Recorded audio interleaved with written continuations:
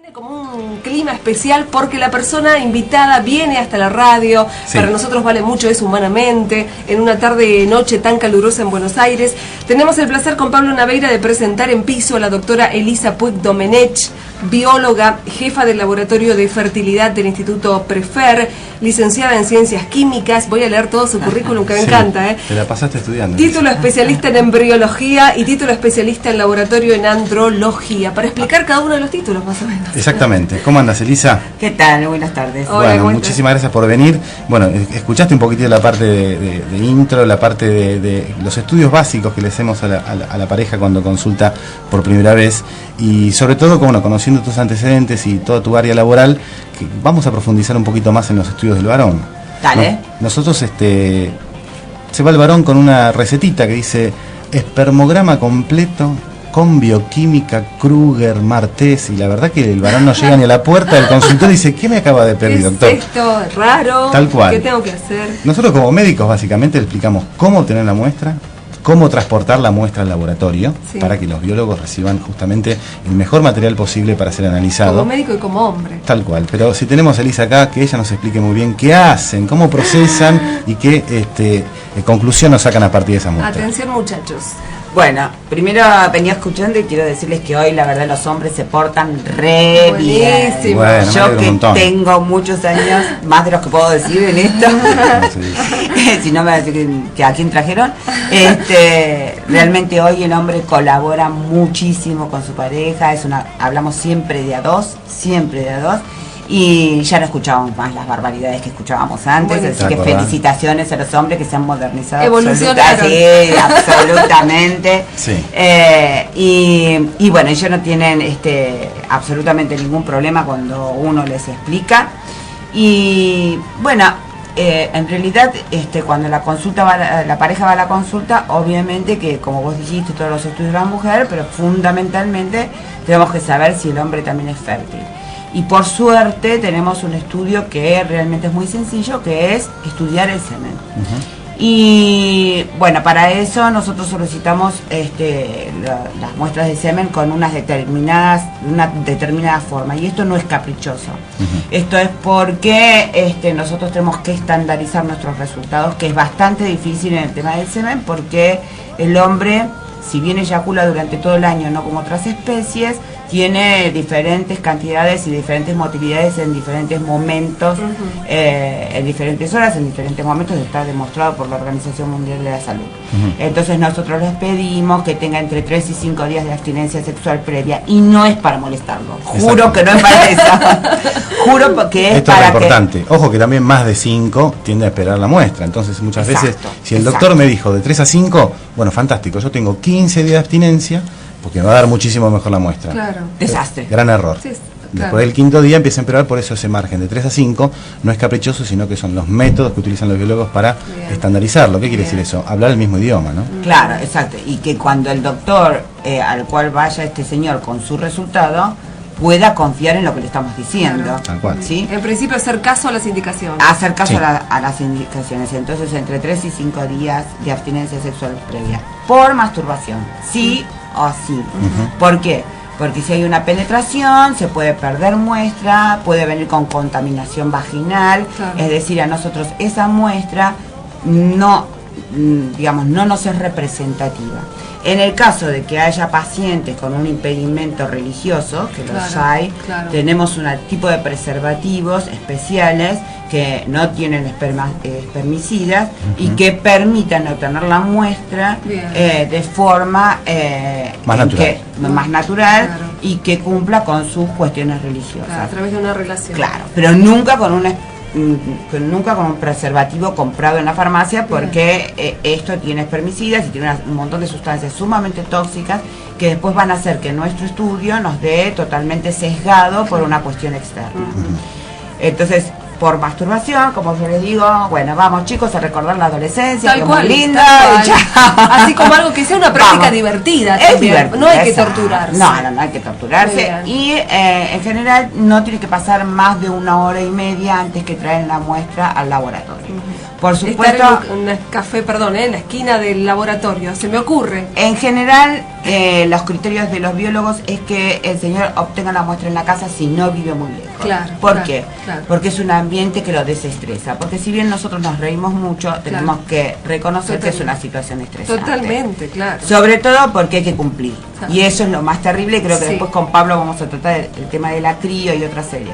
Es muy estresante para un varón tener que obtener la muestra en ese momento, sí o sí. Exacto. No es que la masturbación ni nada, sino es el estrés del cumplimiento. Claro. Y esto es sumamente entendible y por lo tanto uno pretende que el varón obtenga la muestra en su casa, en su lugar, tranquilo, con la práctica que él sienta que le resulta más cómoda, Claro. y además porque la muestra también va a ser más significativa, es decir, este varón cuando tiene relaciones sexuales, que es lo que a nosotros nos interesa evaluar, está contento, relajado con su señora jugueteando. Por lo tanto, Claro, no claro. lo puedo meter en un laboratorio todo blanco de 2x2 a obtener una muestra. Así que de ser posible que lo tenga en su casa, y esto es fantástico. Frasco, fundamental. Si el paciente no puede comprarlo en una farmacia, un frasco de vidrio que ha sido perfectamente lavado, enjuagado muchas veces y esterilizado en el horno. Sí. Y si el paciente puede comprarlo, un frasco en la farmacia. Son los mismos que se utilizan para los análisis de orina. Ah, es un frasco estéril. No hay lo ningún frasco conocemos especial, es No hay el mismo ningún para frasco especial. análisis de orina, urocultivo, utilizan Claro. muchísimo más las mujeres que los varones, pero sí. es el mismo frasco. Bien. Y antes de obtener la muestra, una higiene normal, siempre sin ningún tipo de desinfectantes, porque todos los desinfectantes van a alterar la movilidad de los espermatozoides. Entonces, bueno, esto es lo que le requerimos al señor para que obtenga la muestra. Una vez que nosotros tenemos la muestra en el laboratorio, lo que vamos a hacer primero es lo que llamamos un examen macroscópico, en donde, bueno, vamos a ver el volumen, vamos a ver toda una serie de parámetros. Sí. Ya empieza el trabajo de ustedes. Ya empiezan, que nos va a ir indicando si está normal o si no está normal, y si no está normal, qué es lo que se está alterando. No sé, Pablo, ¿querés que hable 2 minutos de cómo se forma un semen? De cómo se produce dentro del hombre. No, contame los valores, que tú hablabas de voz, de cantidad, de volumen, que esas cosas pueden ser variables, pero de alguna manera hay como valores estándares que te pusieron la Organización Mundial de la Salud desde hace años. Exacto. Que por más que lo vayan cambiando y tengamos que acostumbrarnos a cada Nos rato, tenemos que acostumbrar, pero el hay como volumen 3, normal está claro, entre 2 y 5 mililitros. Sí. Cuando el volumen es muy grande es anormal, porque se va a formar un lago seminal que no va a permitir la reproducción, y cuando el volumen es muy pequeño nos está hablando de anomalías de otras glándulas anexas. nos puede orientar a tener que estudiar un poquito más al varón. Exacto, a ver qué es lo que está pasando.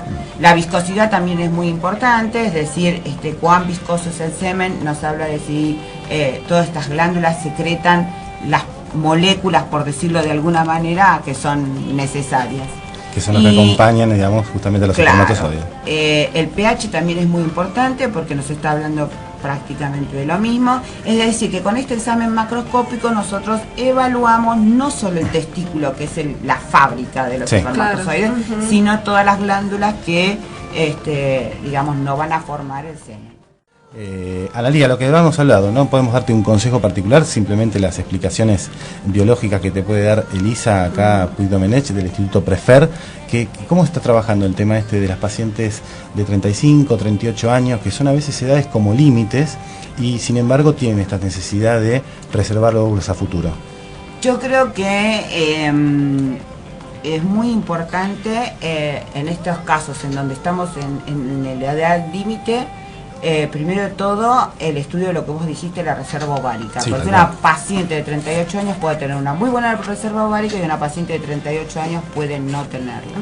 Y yo lo que quiero decirles a todas aquellas pacientes que estén pensando en una maternidad diferida es que lo más importante es que podamos vitrificar una cantidad de óvulos que por lo menos nos dé la oportunidad de hacer 2 intentos. Exacto. Claro. Porque, ¿qué pasa? Ya a estas edades los óvulos no son de tan buena calidad. Por lo tanto, si bien la técnica de vitrificación funciona muy bien, pero estamos vitrificando lo que hay. Claro. Queremos ganarle por lo menos en cantidad. Claro, entonces por lo menos si tenemos cantidad, vamos a tener una mayor expectativa. Entonces, en Prefer conversamos mucho con los pacientes, Y en definitiva, si la paciente responde poco, igual es su deseo, obviamente que la vamos a apoyarla, exactamente. La vamos a apoyar, pero la paciente tiene que saber, tiene que tener la realidad de qué es lo que va a pasar con nuestros óvulos para no tener unas expectativas que a futuro lo llevan a una desilusión. Después, por supuesto, la decisión es de ella. Bien. Bueno, seguimos con Elisa Puig Domenech, ella que es bióloga y tiene un extenso currículum. Y Elisa nos contaba un poquito del espermograma, cuánto sabía, cómo se movían y tal. Yo lo que quiero saber qué pasa cuando esa muestra vos te encontrás en el laboratorio y luego de procesarla, encontrás que no tiene espermatozoides. ¿Qué hacemos en esos casos, Elisa? Bueno, en principio, cuando nosotros no encontramos espermatozoides, lo que hacemos es una especie de superconcentración de ese semen. Exacto. Para ver si aún en ese superconcentrado encontramos algún espermatozoide. Si no lo encontráramos aún en ese momento, lo que hacemos es siempre volver a pedir una muestra. Nunca nos quedamos con una sola muestra porque, como yo les dije, las variaciones son muy grandes. Por lo tanto, solicitamos una nueva muestra al paciente y si en esa nueva muestra seguimos sin encontrar ningún espermatozoide, ahí mandamos el informe al médico. O sea, con todo ese reseguro, un médico se va a tener que sentar con ese varón a decirle, luego de todo el esfuerzo que se hizo en el laboratorio, no encontramos ningún espermatozoide. Esto es una noticia en un principio devastadora para el paciente porque, por un lado, sorpresiva, por otro lado, como todo en medicina, te cierra algunas puertas pero también te abre otras.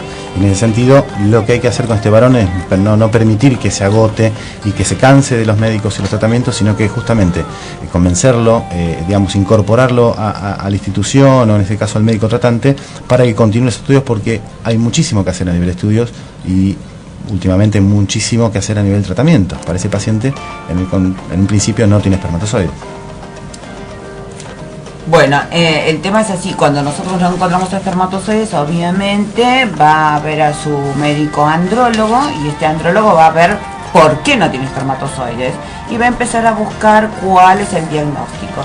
Sí. En general, lo que nosotros podemos hacer es ir a buscar los espermatozoides directamente al testículo o al epidídimo, y esto se debe a dos tipos de azospermias diferentes, que no voy a hablar de ellas porque no tiene sentido, pero son dos tipos diferentes. Dos grupos grandes, claro. Vamos a suponer que esto es una fábrica y un caminito que transporta, o sea, hay dos grandes tipos de pacientes que pueden tener azospermia.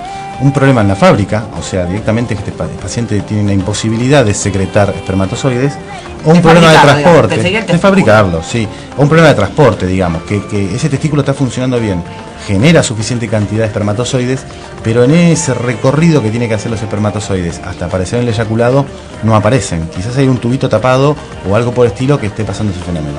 ¿Y dónde los vamos a empezar a buscar entonces? En el testículo y en esa palabra rara que dijiste ahí, que es epidídimo. ¿Qué es el epidídimo, Elisa? Epidídimo. Bueno, el epidídimo es, tal como dijo Pablo, es ese caminito que saca a los espermatozoides del testículo y que además les da una serie de propiedades que no tenían cuando estaban en el testículo, lo que se llama una maduración. Exacto. Es decir, que es un caminito muy importante, no es un simple caminito, pero es un caminito muy importante. ¿Podemos ir a buscar ese epidídimo? ¿Podemos ir a buscar en ese testículo a ver si hay espermatozoides? Sí, podemos ir al testículo y podemos ir al epidídimo. Y en el caso que encontráramos, ¿podemos hacer tratamiento con eso? Por supuesto, hacemos tratamiento con eso.